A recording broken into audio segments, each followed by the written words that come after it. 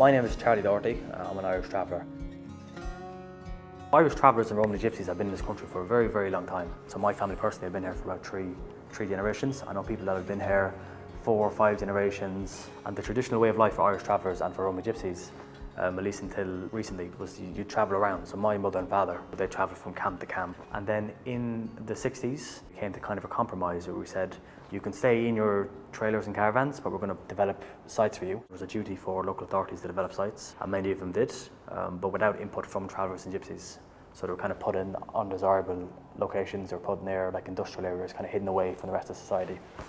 Which is completely unfair. I mean, traveller and gypsy sites are residential areas. So we're using Stableway as an example to show the broader problem of the locations of traveller and gypsy sites here in the UK. I'm going to be interviewing some of the residents for Stableway site, academics, an MP and other professionals.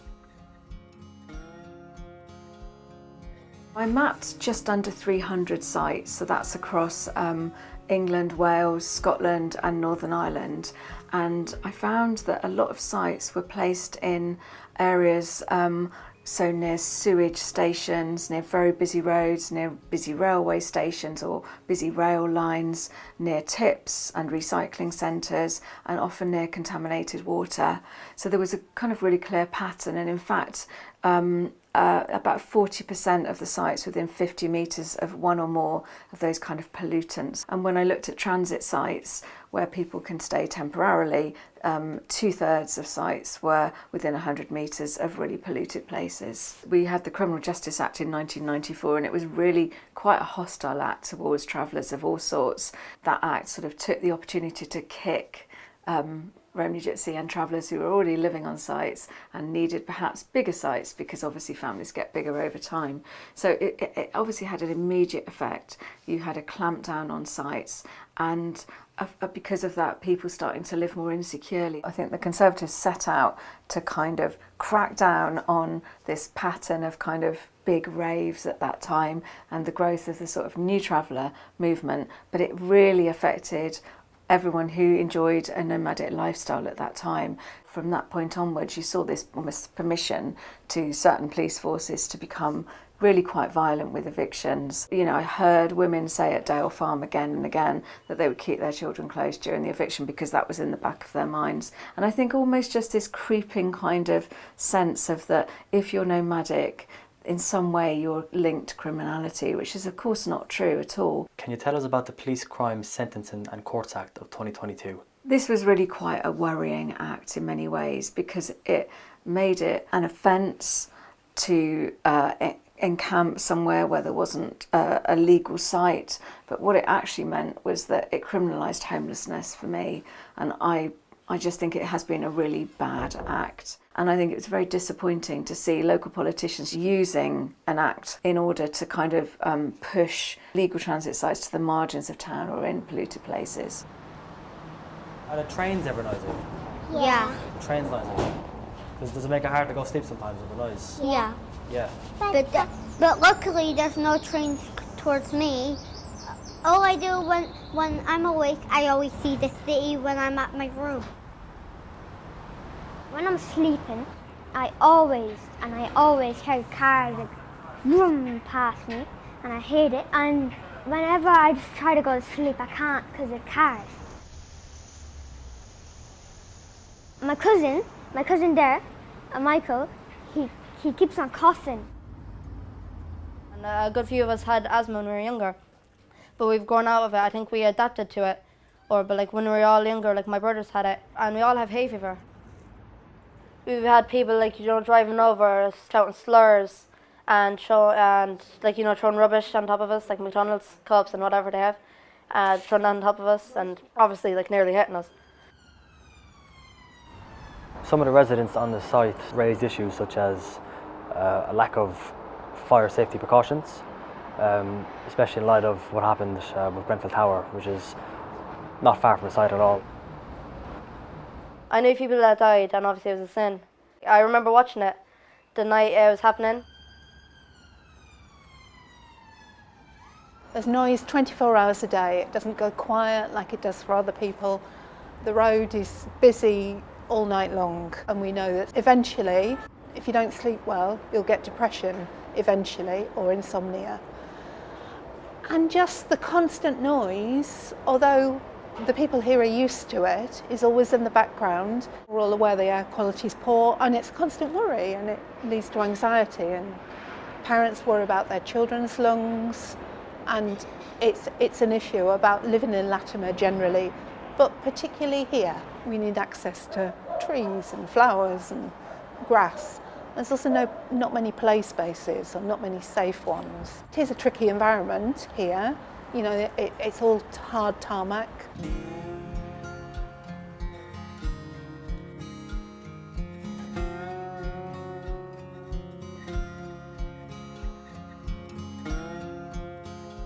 In Cardiff in 2018, a new biomass waste incinerator was approved for construction, and it was going to be placed right next to a Gypsy and Traveller site, which was already experiencing very high levels of air pollution. And the effect that this is having on the lives of Gypsy and Traveller communities is devastating. We know that a study from 2007 showed that they're more likely to experience really long-lasting effects of bronchitis, asthma and angina, and then a study in Sheffield found them to be 5 times more likely to experience bronchitis. I've also experienced and been witnesses in cases where ambulances have refused to go onto site without police cover. A particularly dreadful case I remember was a young woman. She had to be carried off site in a very poor state, heavily pregnant, by her brothers to get into the ambulance to be taken to hospital. Still upsets me, it was so awful. Alongside that, you've got rats quite often. I've been on sites where rats run over people. I've seen kids who've been bitten. There's mental health issues as well. It's important that we stress that sites in themselves are not the issue. Many of the Irish travellers on a site would like to remain living on a site. The problem is the location of the sites and the poor maintenance and quality of living on many local authority sites around the UK. And of course that there are not enough sites for Romany Gypsies and Irish travellers. Now that being said, it's really important that we talk about some of the positives of living on sites in general, and also some of the positives about living on this specific site. It's solid, it's supportive. In all the years I've worked with communities, I've never known anyone living on a site who's gone hungry, they've been neglected. There's always someone to watch out, whether it is a young mother who might perhaps otherwise experience postnatal depression if she's sort of living in an isolated place, or an elderly person. There's someone around to care, to check in, to look after each other and generally keep the community together.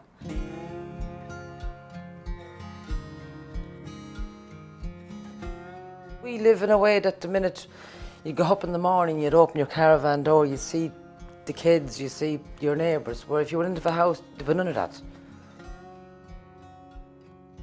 Because we're reared as travelling people in caravans. So by moving from here, from a caravan into a house, I wouldn't do it.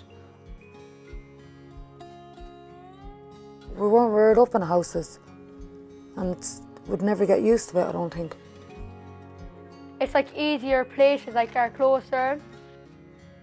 The support from the school and the mini club, best support you can ever get from any site, I think. Because the mini club, the children learn so much from it. I've lived on the site my whole life. Since my grandmother, grandfather, they all lived here, and so did my mommy. I love being raised on the site, and I planned to keep on living on the site my whole life. My brother John, he's been on the list since he was 16, and he's still waiting for a yard here. He's 22 or something now, and he's next on the list, so he'll be getting the next one up. But hopefully they make more yards, because we're all stuffed in. There's not that much space.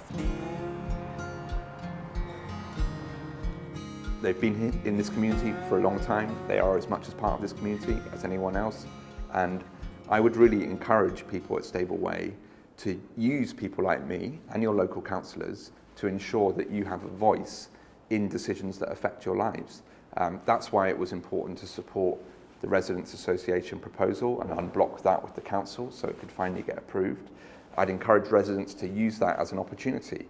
Use that Residents Association to come together. I think it's really helpful for elected representatives when communities come forward with a kind of list of things that they think could be resolved to make their quality of life better. And ultimately it should be on representatives then like me to listen and figure out what's doable and how do we solve it. I hope in the future that councils will develop more traveller and gypsy sites, because we're people too, we need places to live.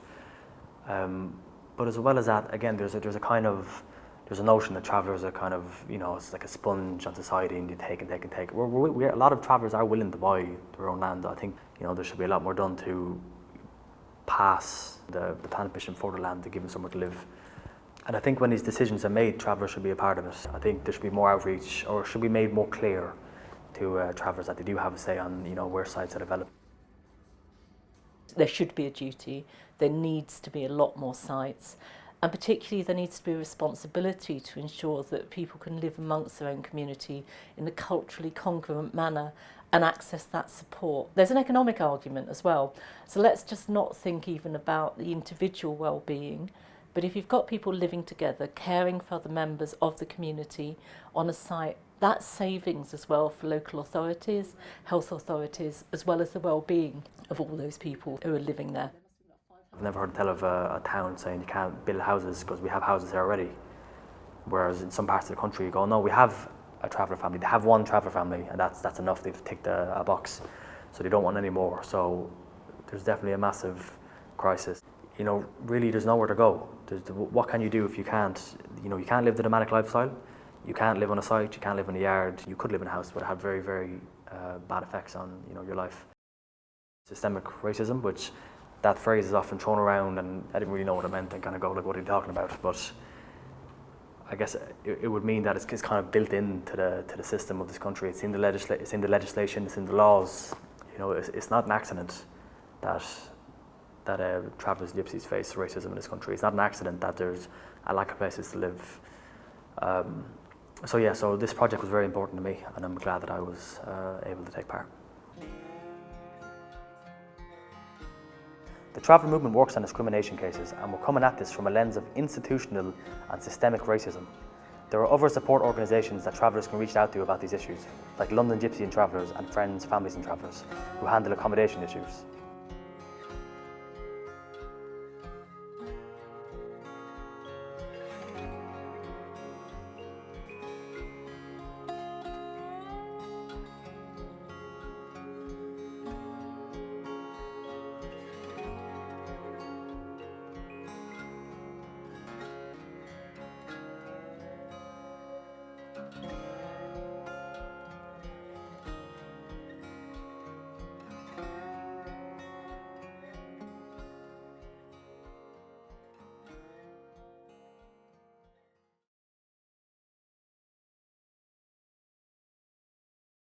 Oh, the old ways are changing, you cannot deny. The life of the traveller is over. Oh, we've nowhere to go and we've nowhere to buy. So farewell to the life of the rover. Goodbye to the tent and the old caravan, to the tinker, the gypsy and the travelling man. Goodbye to the 30-foot trailer.